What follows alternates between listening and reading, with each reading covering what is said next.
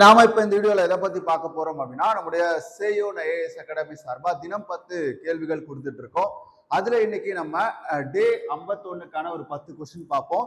இது எல்லாமே ரொம்ப ரொம்ப முக்கியமான கொஸ்டின்ங்க. இதுல நான் உங்களுக்கு என்ன பண்றேன் அப்படின்னா கொஸ்டின் வாசிக்கிறேன், உங்களுக்கு தெரிஞ்சது அப்படின்னா ஆன்சர் பண்ணுங்க, நான் ஆன்சர் உங்களுக்கு கொடுக்குறேன். இந்தியாவின் முதலாவது கார்ப்பரேட் துறைமுகம் எது? இந்தியாவின் முதலாவது பெரிய துறைமுகம் எது? சுயமரியாதை இயக்கத்துடைய முதல் மாநாடு எங்க நடைபெற்றது? சுயமரியாதை இயக்கத்துடைய அதிகாரப்பூர்வ செய்தித்தாள் என்ன? இந்தியாவையும் இலங்கையும் பிரிக்கக்கூடிய நீர்ச்சந்தி எது? இந்தியாவின் மத்த தீர்க்க ரேகை எதன் வழியாக செல்கிறது? வைக்கம் வீரர் யார்? சாதி ஒழிப்பு என்ற நூலை எழுதியவர் யாரு? கருப்பு பட்ஜெட் தாக்கல் செய்தவர் யார்? மானிய கோரிக்கை தொடர்பான பாராளுமன்ற நடைமுறை சரத்து என்ன?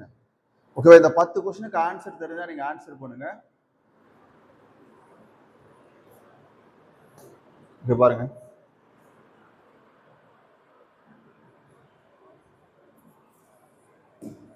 இந்தியாவின் முதலாவது கார்ப்பரேட் துறைமுகம் எதுன்னு கேக்குறாங்க. இந்தியாவின் முதலாவது கார்ப்பரேட் துறைமுகம், India is first corporate port எது அப்படின்னு பாத்தீங்கன்னா எண்ணூர்.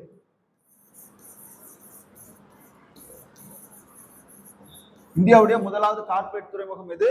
எண்ணூர் துறைமுகம். இந்தியாவின் முதலாவது பெரிய துறைமுகம், இந்தியா ஃபர்ஸ்ட் மேஜர் போர்ட் எதுன்னு கேட்கிறாங்க. ஓகேவா, இந்தியாவின் முதலாவது பெரிய துறைமுகம் எது அப்படின்னு பாத்தீங்கன்னா மும்பை துறைமுகம். எது? மும்பை துறைமுகம். அடுத்து பாருங்க, 1929 ஓகேவா, 1929 first conference of the self respect movement. ஓகேவா, சுயமரியாதை இயக்கத்துடைய முதல் மாநாடு எங்க நடைபெற்றது அப்படின்னு பாத்தீங்கன்னா செங்கல்பட்டு. ஓகேவா, செங்கல்பட்டுல நடைபெற்றது. சவுந்தரராஜன் அவர்களுடைய தலைமையில அது நடைபெற்று இருக்கும். சுயமரியாதை இயக்கத்தின் அதிகாரப்பூர்வ செய்தித்தாள் எது? சுயமரியாதை இயக்கத்தின் அதிகாரப்பூர்வ செய்தித்தாள் எது அப்படின்னா குடியரசு. குடியரசு.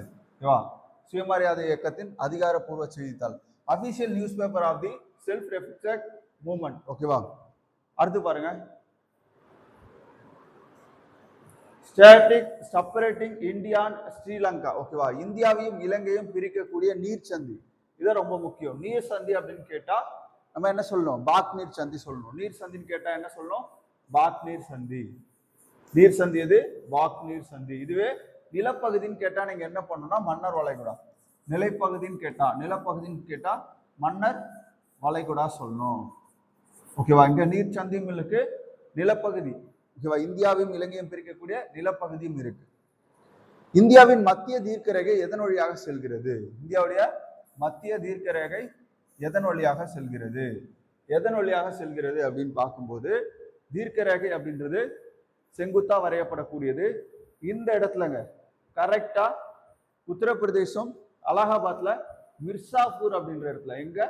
மிர்சாப்பூர் அப்படின்ற இடத்துல. ஓகேவா, 82 டிகிரி. ஓகேவா, இந்த தீர்க்க கோட்டில் தான் என்ன பண்ணுது அப்படின்னு பார்த்தீங்கன்னா நம்முடைய இந்தியாவின் மத்திய தீர்க்க ரேகை செல்லுது. அப்போ எதன் வழியாக செல்கிறது அப்படின்னா மிர்சாப்பூர் வழியாக செல்கிறது. அடுத்து பாருங்க, வைக்கம் வீரர் யார்? 1924 நடந்த வைக்கம் போராட்டம், குறிப்பா தென் திருவிதாங்கூர். ஓகேவா, திருவிதாங்கூர் சமஸ்தானத்திற்கு எதிராக நடந்த ஒரு முக்கியமான போராட்டம், கோவில் நுழைவு போராட்டம். அதுல அந்த போராட்டம் வெற்றி பெறுவதற்கு முக்கிய காரணமாக இருந்தவர் தந்தை பெரியார் அவர்கள். அதனால அவர் நம்ம என்னன்னு சொல்றோம்? வைக்கம் வீரர் அப்படின்னு சொல்றோம். அதோடைய நூற்றாண்டு 2024 கொண்டாடப்பட்டது. சாதி ஒழிப்பு என்ற நூலை எழுதியவர். ஓகேவா, ஹீரோ ஆஃப் வைக்கம். அதுக்கப்புறம் பாருங்க, author of the book annihilation of caste அப்படின்னு சொல்றாங்க. ஓகேவா, இதுல சாதி ஒழிப்பு என்ற நூலை எழுதியவர் யார் அப்படின்னு பாத்தீங்கன்னா அம்பேத்கர். சாதி ஒழிப்பு என்ற நூலை எழுதியவர் யாரு? அம்பேத்கர். ஓகேவா, அனிலேஷன் ஆஃப் கேஸ்ட் அப்படின்னு சொல்றாங்க, ரொம்ப முக்கியமானது. சாதி ஒழிப்பு அப்படின்ற நூல் யார் எழுதுனா அம்பேத்கர் எழுதியிருப்பாரு. Present of the black budget. ஓகேவா, கருப்பு பட்ஜெட்டை யார் தாக்கல் செஞ்சா அப்படின்னு கேக்குறாங்க. யஷ்வந்த் அவர்கள் தாக்கல் செஞ்சிருப்பாங்க. ஓகேவா, கருப்பு பட்ஜெட்டை யார் தாக்கல் செஞ்சா? ஏன் கருப்பு பட்ஜெட் சொல்றோம்னா இதுல நிதி பற்றாக்குறை அதிகமா இருக்கும். கிட்டத்தட்ட ஒரு 190 கோடி கிட்ட நிதி பற்றாக்குறை இருந்துச்சு. அதனால இது நம்ம கருப்பு பட்ஜெட் அப்படின்னு சொல்றோம்.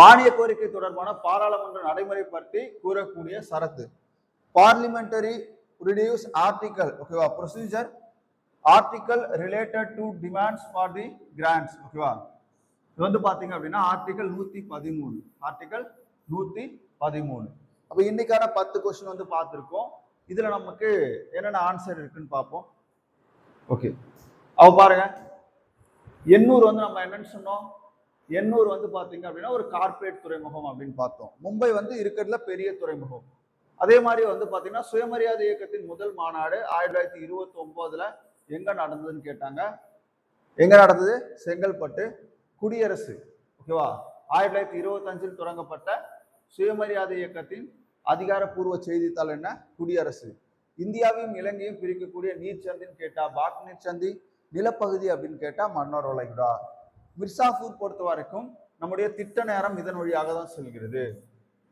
ஓகேவா அடுத்து பாருங்க பெரியார் வைக்கம் வீரர் சாதி ஒழிப்பு என்ற நூல் அம்பேத்கர் யஷ்வந்த் ராவ் பி சவான் வந்து கருப்பு பட்ஜெட்டை தாக்கல் செஞ்சிருப்பாரு சரத்து 113 மானிய கோரிக்கை தொடர்பான பாராளுமன்ற நடைமுறை இப்ப இன்னைக்கான ஒரு 10 கொஸ்டின் ரொம்ப ரொம்ப முக்கியமான கொஸ்டின்ஸ் வந்து பார்த்துருக்கோம் ஓகேவா இது உங்களுக்கு பிடிச்சிருக்கும் அப்படின்னு நினைக்கிறோம் இந்த மாதிரி உங்களுடைய ஃப்ரெண்ட்ஸ் யாரா இருந்தாலும் நீங்க என்ன பண்ணலாம் அப்படின்னா ஷேர் பண்ணலாம் ஓகேவா ஏன்னா நம்ம ரெகுலரா இந்த மாதிரி 10 கொஸ்டின் போட போறோம் இதுவரையில் நம்ம 510 கொஸ்டின் வந்து பாத்தீங்கன்னா கவர் பண்ணியிருக்கோம்